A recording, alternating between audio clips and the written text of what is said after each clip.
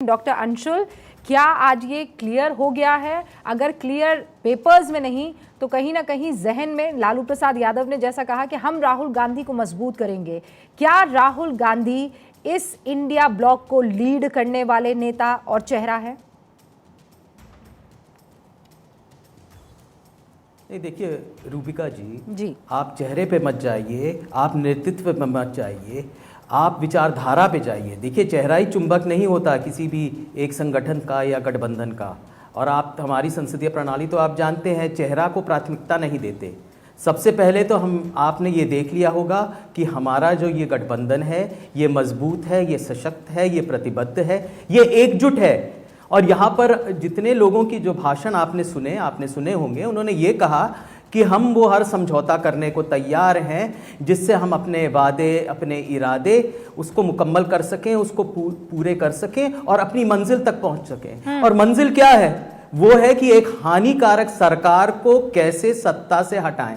ये सरकार जो जहर फैला रही है, जो बिल्कुल नाकामयाब है, जो अयोग्य है, जिसने आर्थिक स्थिति को बिल्कुल ध्वस्त कर दिया है।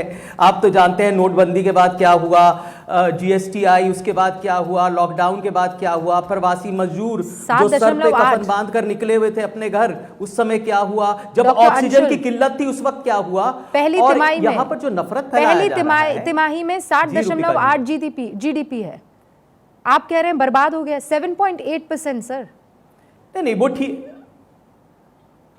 नहीं रूबिका जी, तो यही बात 7.8%। आप जो गरीब आदमी है जो सब्जी लेने जाता है, सब्जियों के दाम तो उबल रहे हैं ना, उसको ये कह दीजिए कि भाई मायूस मत हो, निराश होने की कोई जरूरत नहीं। आप तो खुशी जतानी चाहिए कि देखिए हमारी जीडीपी पहली तिमाही की यहां पर 7.8 है। आप जाके क्यों नहीं समझाती उनको कि बेरोजगारी कोई समस्या नहीं है, यहां पर बेरोजगार तो इस मुल्क में है ही नहीं। और आपने सुना होगा कुछ दिन पहले एक माननीय पूर्व वित्त मंत्री ने कहा था कि यहां पर तो महंगाई है ही नहीं, यहां पर तो विपक्ष जा रही है महंगाई ढूंढने के लिए, और जो गरीब आदमी है उसकी थाल में तो खाद्य वस्तुओं से भरी पड़ी है।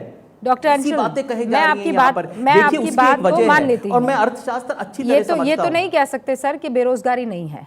आप सही कह रहे हैं, बेरोजगारी से इस वक्त देश जो है और देश के युवा परेशान हो रहे हैं, नो डाउट अबाउट इट। महंगाई वो तो आपको भी दिख रही है, मुझे भी दिख रही है। बाहर आप सब्जी खरीदने जाएंगे तो महंगी तो है, इसमें भी कोई डाउट नहीं है। लेकिन ये सच नहीं है कि 7.8% जीडीपी हो रही है। और ये महंगाई जो है, आप पूरे विश्व के स्तर से अगर कंपेयर करेंगे तो we are in a better situation. मैं कह रही हूँ महंगाई पर चलिए एक बार के लिए, मैं एक सेकंड के लिए उस पर बात ना करके, कोई बात नहीं, आपका मुद्दा है, आम जनता को ये मुद्दा छूता है। अगर आप इस मुद्दे पर लड़ भी रहे हैं तो कोई तो आपका वो चेहरा होगा जो ये मुद्दा लेकर जाएगा। वो चेहरा नहीं तो ये मान लूं मैं कि आप लोग किसी तरीके से मजबूरी में साथ रहेंगे और बाद में ये बिखराव दिखेगा। क्योंकि अनुराग भदौरिया कहते हैं अखिलेश से बेहतर कोई नहीं, टीएमसी कहती है दीदी से बेहतर कोई नहीं, प्रियंका चतुर्वेदी कहती है उद्धव ठाकरे से बेहतर कोई नहीं, वहां पर वो प्रियंका कक्कड़ कहती हैं अरविंद केजरीवाल से बेहतर कोई नहीं।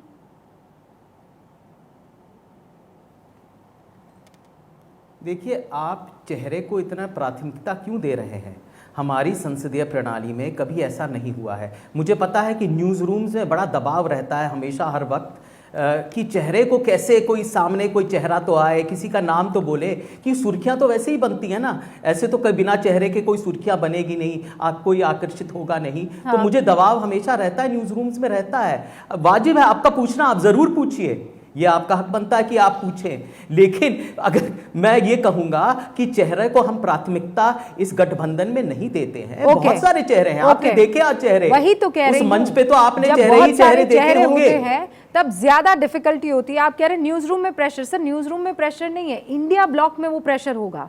अंदर ही अंदर मन में सबके वो खौफ होगा कि कोई तो चेहरा कौन आएगा। हमें लगा था आज कन्वीनर, आज संयोजक सामने आ जाएंगे, कोई बात नहीं, लेकिन आज पिच जो है वो आप उस पिच पर ज्यादा खेलते नजर आए जो बीजेपी ने तैयार कर दी।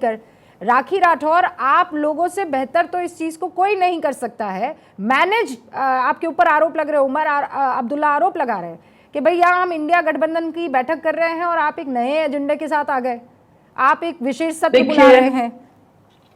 रूबिका जी, देश के विकास के लिए जो काम किया जाएगा, जनता के डेवलपमेंट आगे बढ़ाने के लिए, देश को आगे बढ़ाने के लिए जो भी काम किया जाएगा, किसी को भी कुछ भी लगे उससे हमें कोई फर्क नहीं पड़ता। नेशन फर्स्ट की पॉलिसी से हम लोग काम करते हैं। और जिस तरह से ये जो घमंडिया ग्रुप या मैं डॉट डॉट डॉट अलायंस की बात करूं, जिन स्तंभों पे ये खड़ा है उसमें तुष्टीकरण, परिवारवाद और भ्रष्टाचार के अलावा कुछ भी नहीं है।